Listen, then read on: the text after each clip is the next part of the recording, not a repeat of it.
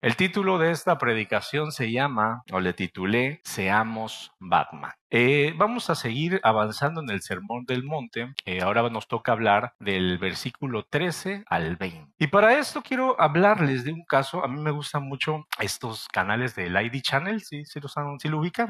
Como de ciencias forenses, que pasan casos y los resuelven, y el detective y todo esto. Bueno, sucede que hay un fenómeno en la psicología que recién se comienza a estudiar después de un caso muy conocido en Nueva York en los años 60. Sucede que una mujer que se llamaba Kitty Heinove, ella es atacada en la calle. Varias personas estaban mirando mientras es apuñalada. Algunos iban caminando, otros desde su casa, otros pues quizás iban en el carro. Yo la primera vez que vi este caso en la televisión, pues bueno, me sorprendió muchísimo, hermanos, porque después de que el atacante de Kitty le da 2 puñaladas, corre a su carro, se sube y se va, porque pues oye, me van a señalar, o alguien me va a detener, ¿no? De que he cometido un crimen. Pero pasa algo totalmente desconcertante, hermanos. Nadie de los que estaban, a pesar de haber muchos testigos, nadie interviene. Y ante todo pronóstico, lo que hace el atacante, ¿qué creen que hizo? Regresó a seguirla apuñalando, a abusar de ella, roba un par de dólares y nadie de los que estaban intervino. 30 minutos después, 30 minutos duró lo que el agresor estuvo ahí con la víctima. A los minutos llega la ambulancia. Lamentablemente ella muere al llegar al hospital. Y ahora, algunos psicólogos analizan lo ocurrido y descubren algo muy importante. Mientras más personas hay presentes, es menos probable que alguien haga algo. Cada persona, estoy seguro que pensó lo mismo. Alguien va a llamar a la policía, alguien va a levantar la voz, alguien más va a intervenir, pero al final nadie hizo nada.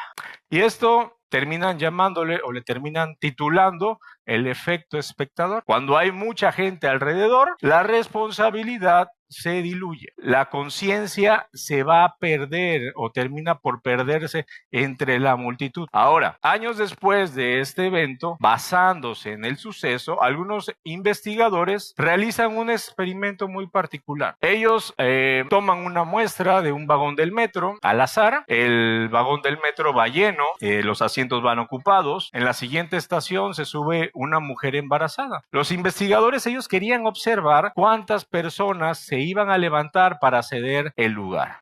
El resultado, bueno, fue que solamente el 33% de las personas que tenían un lugar hacen el intento de levantarse y ceder. La mayoría mira el celular, algunos miran hacia otro lado, fingen que pues algo más está pasando, y pues bueno, a algunos les da pereza levantar. Ahora, el mismo experimento, mismo vagón, la misma mujer embarazada, todos los asientos ocupados, pero en esta ocasión le meten un factor distinto. Cuando entra la mujer, por la puerta siguiente entra una persona disfrazada de Batman. Trae la capa, trae la máscara, trae el traje completo. Pasa algo sorprendente. Ahora el 66% de las personas se levantan y ceden el lugar. Casi el doble. La escena es la misma, la mujer es la misma, el vagón es el mismo. ¿Qué creen ustedes que cambió? Que llegó Batman. El símbolo, hermanos. La presencia del héroe despierta esa conciencia. De pronto, nadie quería parecer indiferente. Nadie quería verse como el que ignoraba la necesidad. Este símbolo activa algo dentro de las personas. Ahora, piensen, si nosotros necesitamos un disfraz para hacer lo correcto, entonces el problema, hermanos, no está en la sociedad. El problema está en la identidad de cada uno de nosotros. La Biblia habló miles de años antes de que la psicología lo plasmara. Romanos capítulo 12, versículo 2, dice: no os conforméis a este siglo, sino transformaos por medio de la renovación de vuestro entendimiento. La conducta de las personas cambia cuando la identidad cambia. Y este estudio me resulta de mucha ayuda para exponer la palabra del día de hoy. vamos a exponer el segundo punto del Sermón del Monte. Recordemos que la semana pasada dijimos que Jesús no está dando consejos para portarnos mejor, sino que Jesús en esta primera etapa que vimos, bueno, Él está describiendo quiénes somos cuando el reino gobierna nuestro corazón. Después de describir el corazón en las bienaventuranzas, Jesús dice algo más directo en Mateo capítulo 5, versículo 13, dice, vosotros sois la sal de la tierra. Y en el versículo 14 va a decir, vosotros sois la luz del mundo. Y aquí Jesús nos está hablando de identidad. Como creyentes, no podemos nosotros imitar a un personaje. Como creyentes, nosotros debemos de tener una nueva naturaleza. Por eso, Jesús no dice, intenten parecer diferentes. Lo que Jesús está declarándonos,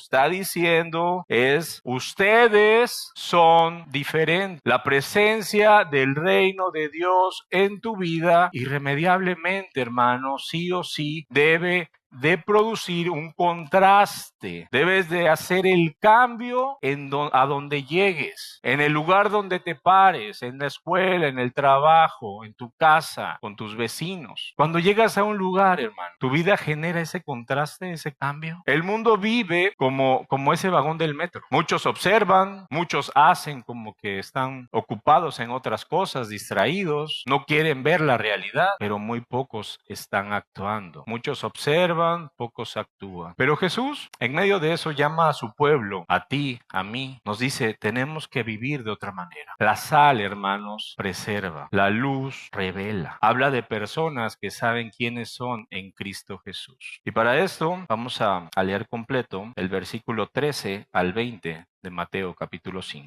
Dice la palabra, vosotros sois la sal de la tierra, pero si la sal se desvaneciere, ¿con qué será salada? No sirve más para nada, sino para ser echada fuera y hollada por los hombres. Vosotros sois la luz del mundo. Una ciudad asentada sobre un monte no se puede esconder, ni se enciende una luz y se pone debajo de un almud, sino sobre un candelero, y alumbra a todos los que están en casa.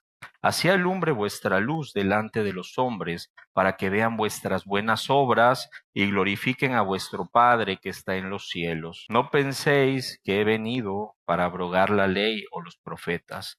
No he venido para abrogar, sino para cumplir.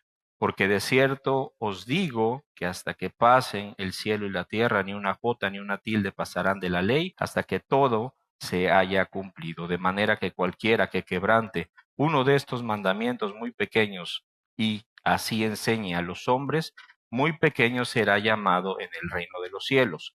Mas cualquiera que los haga y los enseñe, éste será llamado grande en el reino de los cielos. Porque os digo que si vuestra justicia no fuere mayor que la de los escribas y fariseos, no entraréis en el reino de los cielos. Ahora, antes de hablar de la sal y de la luz, recordemos que Jesús hace algo muy importante, algo que vimos la semana pasada. Él primero describe cómo es el corazón de alguien que tiene el reino de Dios, alguien que pertenece al reino de Dios. Si ustedes no vinieron la semana pasada, bueno, en internet está la predicación, la pueden encontrar. Hablamos sobre las bienaventuranzas. Ahora, Jesús habla de una persona que es pobre en espíritu, alguien que reconoce su necesidad delante de Dios. Hablamos de lo que dice de el quebranto por el pecado, la gente que no lo justifica, sino que lo expone porque no puede vivir más con ese pecado. También se habló acerca de los mansos, estas personas que ya no viven dominadas por el orgullo, ya no necesitan o no tienen esa necesidad de imponerse sobre otros. Y terminamos, ¿no? Un poquito hablando de lo que estaba en el interior, sobre aquellos que tienen hambre y sed de justicia. Un corazón que desea agradar a Dios habla más de lo que podemos hacer por el reino que lo que buscamos para nosotros mismos. Entonces, recordemos que todo esto ocurre dentro de las bienaventuranzas, en nuestro interior, y describe lo que el Espíritu Santo está haciendo en nosotros, en la vida de cada creyente. Ahora, Jesús está muy lejos de terminar el sermón con eso, porque cuando un corazón, hermanos, cambia, la vida cambia. Cuando tu vida cambia, el entorno lo va a notar, te das a notar delante de todos. Por eso, al avanzar en el versículo 13, Jesús está apuntando al efecto que hace esa transformación en el mundo. Cristo nos dice, a ver, ustedes, mis seguidores, mis discípulos, cristianos, no viven aislados. Tú no vives aislado. Tú vas a un lugar de trabajo, tú vas a una escuela, tú tienes vecinos, convives con tu familia, te mueves en la sociedad. Y en medio de toda esa actividad que realizas, bueno, Jesús dice algo que define nuestra misión. Usa dos imágenes sencillas, dos metáforas que en esa época todos podían entender: sal y luz. La sal actúa dentro de lo que toca. La luz, bueno, va a revelar lo que está oculto. Jesús está diciendo, el ciudadano del reino no pasa desapercibido. Su vida influye, su presencia revela, su carácter produce contraste. Y el día de hoy, hermanos, en este texto vamos a ver cómo Jesús, nuestro gran maestro, nos explica cómo ocurre ese contraste. El primer punto, vamos a ver la sal que preserva. El cristiano detiene la corrupción. Es el primer punto.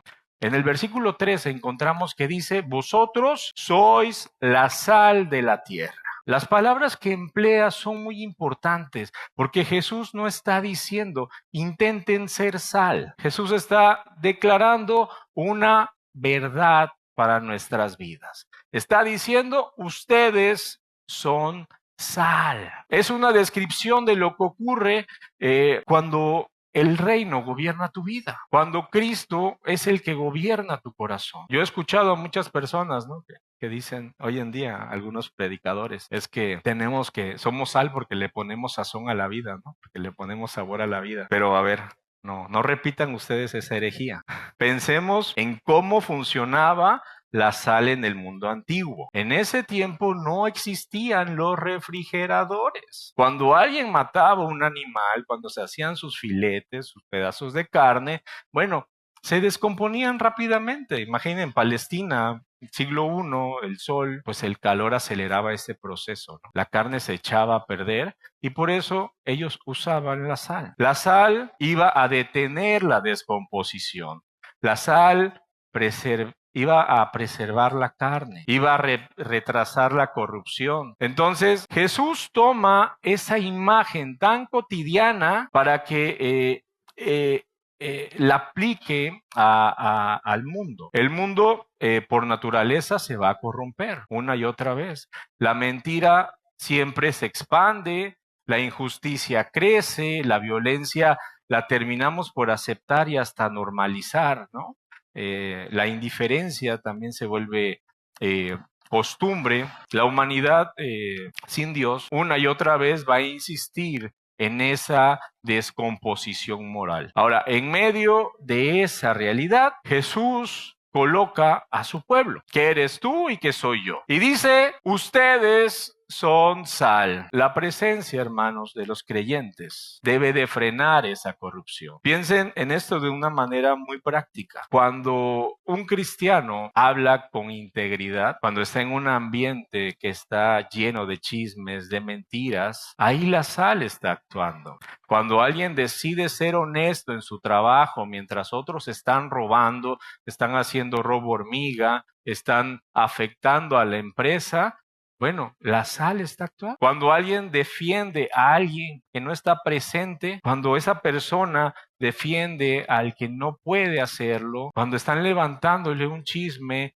una calumnia y todos guardan silencio y él levanta la voz, ahí está la sal actuando. Entonces, la presencia de un creyente debe de afectar el ambiente donde vive, en su casa, en su trabajo, en su comunidad. ¿Cómo eres con los que te rodean? ¿Te unes y te burlas? ¿También haces bullying? Te dicen, te tengo un chisme, yo te tengo uno más mejor. ¿Cómo eres? Porque las personas deben de percibir algo diferente en ti. Si dices que eres cristiano, pues obviamente el carácter de Cristo debe de reflejarse en ti. Y ante esto, Jesús menciona un peligro muy grave en el cual mucha gente ha caído. muchos cristianos han caído, porque lanza una advertencia y dice, pero si la sal se desvaneciere, ¿con qué será salada? En Palestina, hermanos, la sal no era tan pura como la conocemos hoy por hoy. Muchas veces se mezclaba con otros minerales del mar muerto.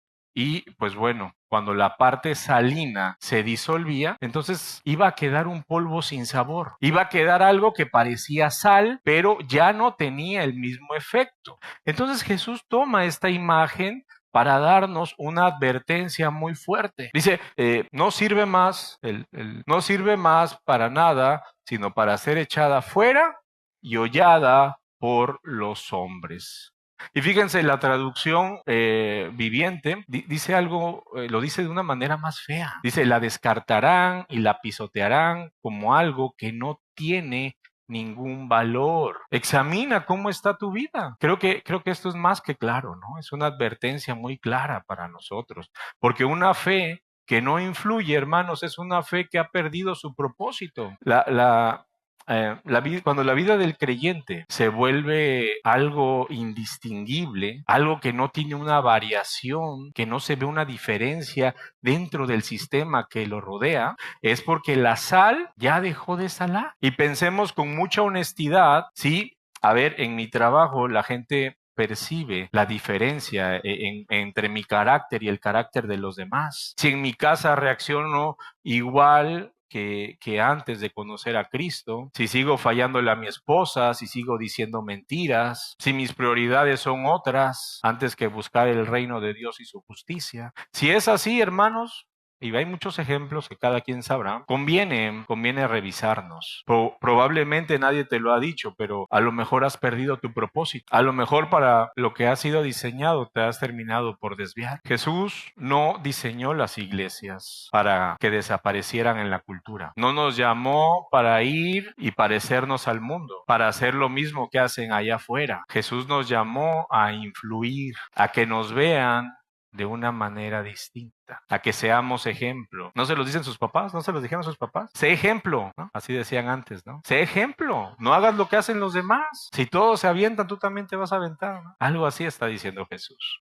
Ahora, el cristiano no solamente frena la corrupción, también se nos ha llamado a mostrar el camino. Por eso Jesús, inmediatamente en el versículo 14, él dice, vosotros sois la luz del mundo. Y con esta imagen Jesús dimensiona otra identidad para nuestras vidas. Otra vez está hablando de esta identidad, no te está diciendo esfuérzate o deberías de ser luz, deberías de hacer las cosas así, sino que tajantemente nos pone ese título. Dice, tú eres luz. ¿Qué hace la luz, hermanos? La luz revela, por ejemplo, cuando entras a un cuarto y está todo oscuro, pues la luz te va a mostrar dónde están las cosas. Tú sabes que los objetos están ahí, pero si no hay luz, pues difícilmente los vas a encontrar. La realidad está ahí, pero el mundo no la ve porque no hay muchas veces quien la muestre. Piensen en sus familiares.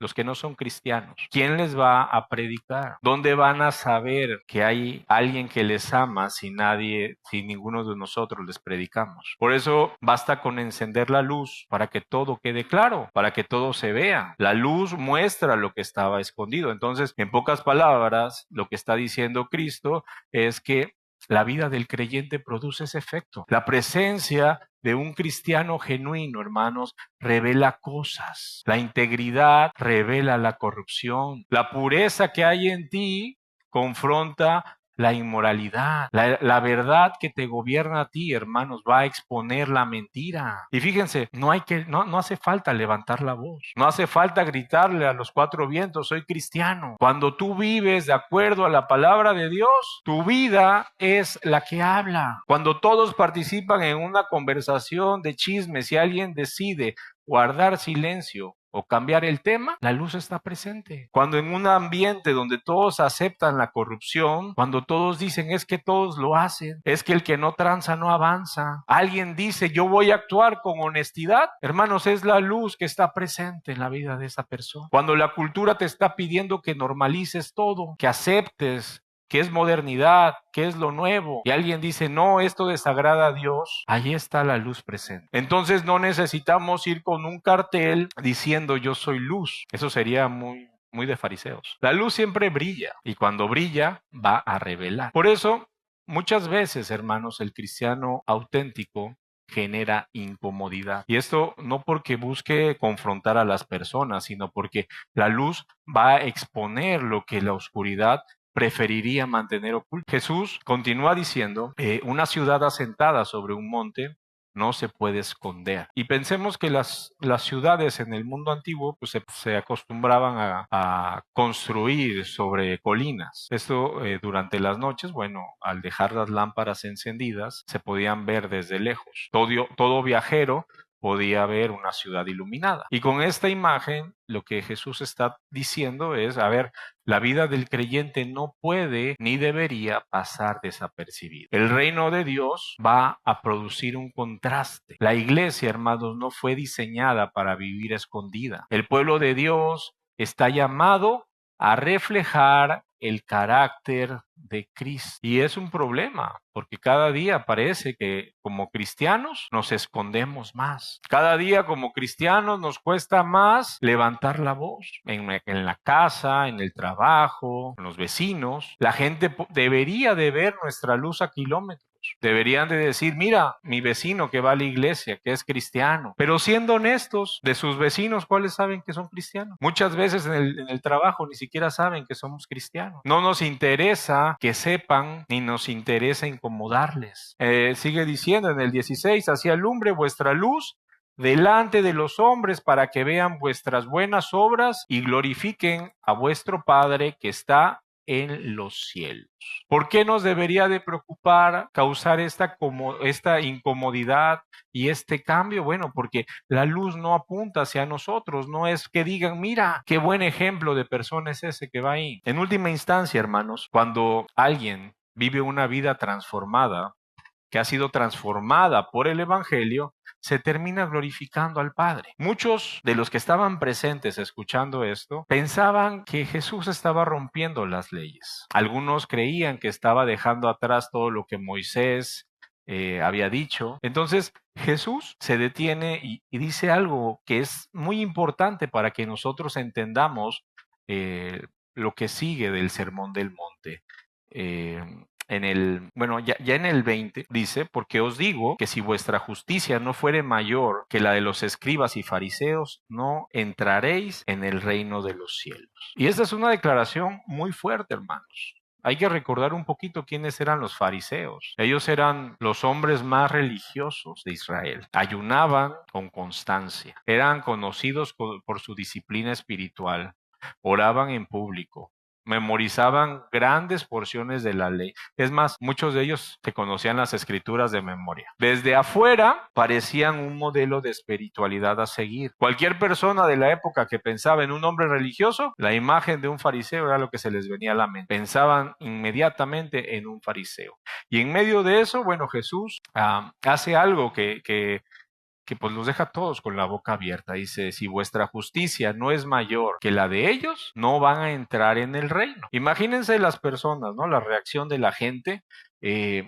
Dicen, bueno, si los más religiosos no pueden alcanzar el estándar, entonces, ¿quién puede entrar en el reino? Pero aquí esto lo está diciendo Jesús para exponer el verdadero problema. Porque, a ver, el problema de los fariseos no estaba en su disciplina, no estaba en guardar la ley. El problema era en el corazón. Su justicia era solamente externa. Ellos cumplían reglas, cuidaban la apariencia, protegían su reputación religiosa.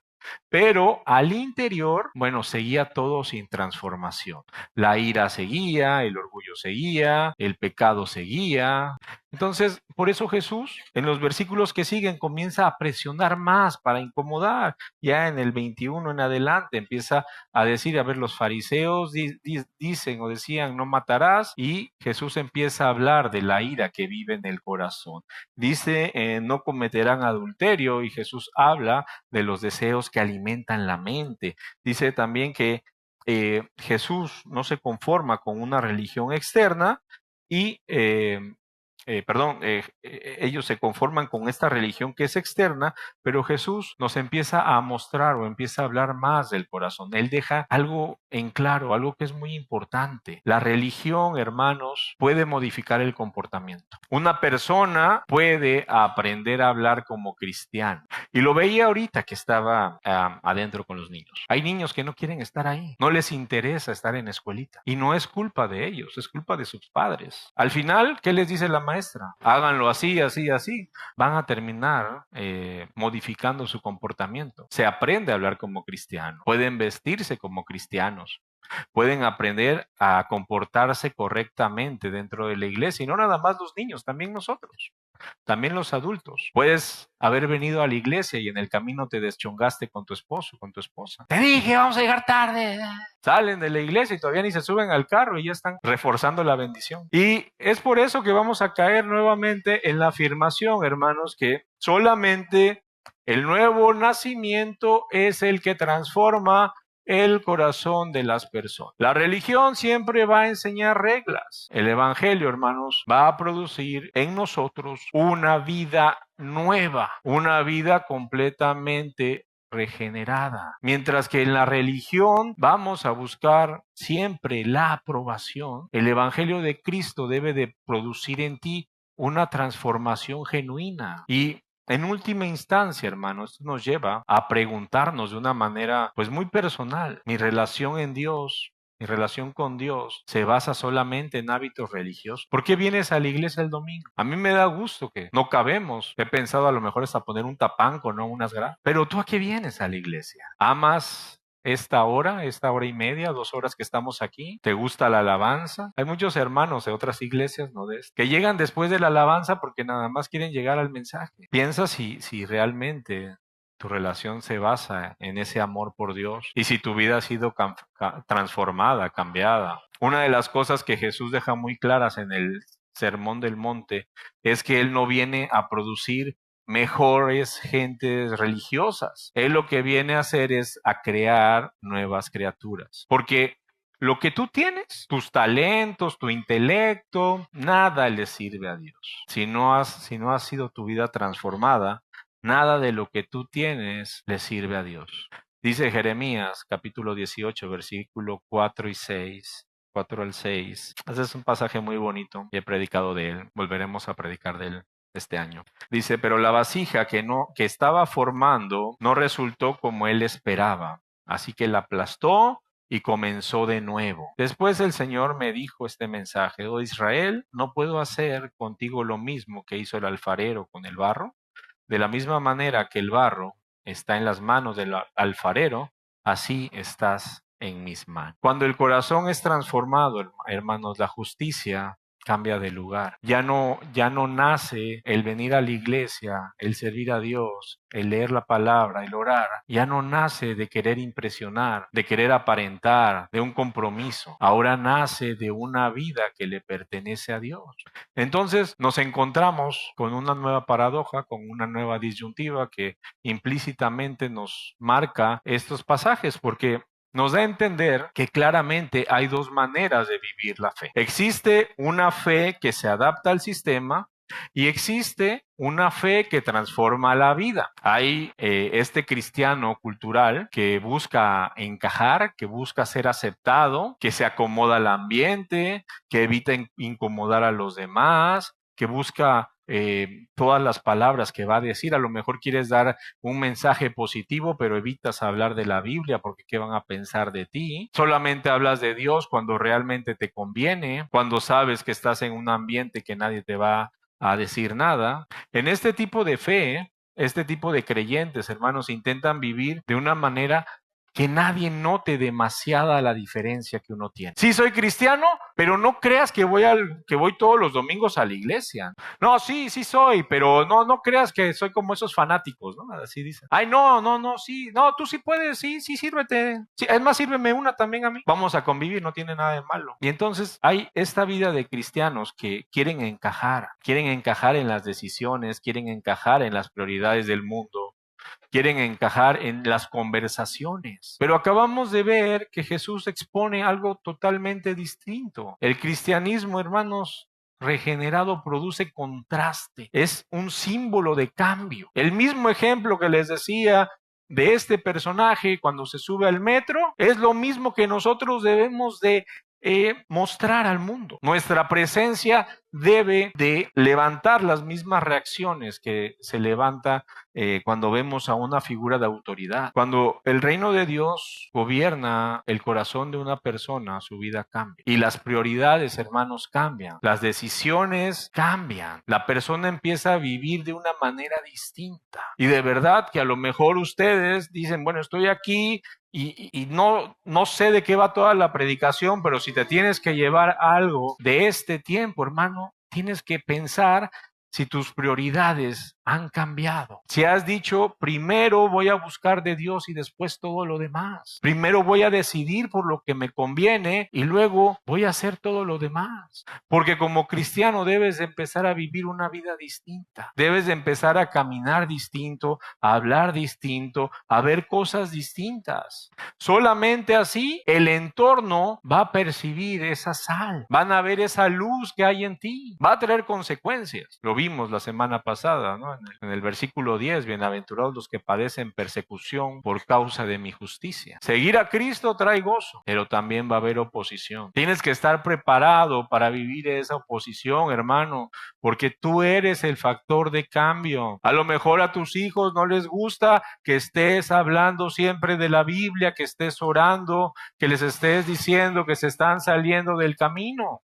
Pero es tu deber. A lo mejor en donde estás trabajando a la gente le incomoda que tú no hables lo mismo que ellos, que no participes en las reuniones que ellos participan, pero al final es tu integridad la que estás cuidando y hay gente que va a ver tu ejemplo y se va a convertir a Cristo. Vas a ser usado por la palabra de Dios, por el Espíritu del Señor, para ser ejemplo a los demás, no para unirte a ellos, no para también estar hablando y participando de lo mismo que participan ellos. Acuérdate que el mundo va a celebrar una religión superficial. El mundo va a aplaudir siempre a esa fe que no confronta nada. Hay gente que dice, bueno, pues no tiene nada de malo, él es budista, yo soy cristiano, y ahí andan, ¿no? No sé qué hermana me decía, de una persona que iba a la iglesia y también consultaba a los ángeles, porque pues qué de malo tiene, ¿no? O que también veían el horóscopo, esa es otra. Ese es un clásico. Antes era en la revista, ¿no? Yo me acuerdo cuando iba a escuelita bíblica hace poco. Por cierto, ya cumplo años, el 21 de marzo. Apenas 30. Era la revista, la tuve, ¿no? O la eres, no sé. Pero traía ahí los horóscopos, ¿no? Y nos estaba evangelizando con los horóscopos. Dense cuenta, hermanos. Cuando alguien vive con una integridad verdadera, cuando alguien decide honrar a Dios en medio de una cultura que está podrida, que está cada vez peor, siempre va a haber incomodidad, siempre van a haber críticas, siempre va a haber rechazo. Y eso no significa que esté mal o que estés haciendo algo mal. Solamente se está mostrando el contraste. Como cristianos no debemos de buscar conflicto, pero pues tampoco podemos negociar nuestra fidelidad con Dios. Si Cristo gobierna nuestro corazón, la aceptación del mundo, encajar en el mundo ya no es nuestra prioridad. Lo que nos interesa es agradar primeramente a Dios. Y para eso es lo que el cristiano debería de vivir o debería de hacer cada día, estarse preparándose para servir, preparándose para influir, para sufrir si es necesario por Cristo. Cristo no forma espectadores. Qué bueno, les repito, no se enojen, qué bueno que vienen a la iglesia, hermanos, pero no nada más se trata de venir y escuchar. Cristo forma discípulos. Pregúntate qué estás haciendo para el reino. Y no solamente que digas, ay, el pastor quiere que sirva, no, le estás predicando a la gente que te rodea, están viendo que eres sal, que eres luz. Ahora, 3 preguntas nada más para que se vayan con esto. Pregúntate, ¿mi fe preserva algo a mi alrededor? Pregúntate si tu vida ilumina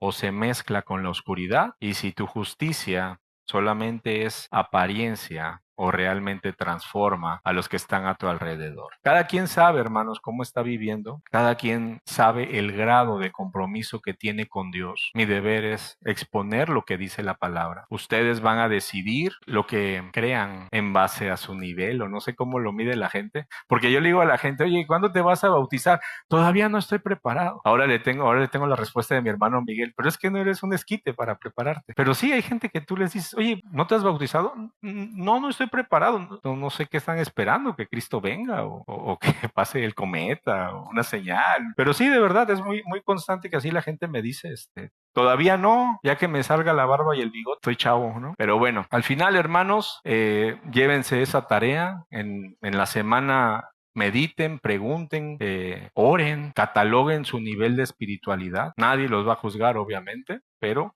yo creo que si somos cristianos tenemos que vivir conforme a la verdad de las Escrituras, y es lo que nos está demandando. Hay pastores, ¿no?, que me encanta que dicen, pues si veniste al servicio, pues es porque el Señor te lo está diciendo, ¿no?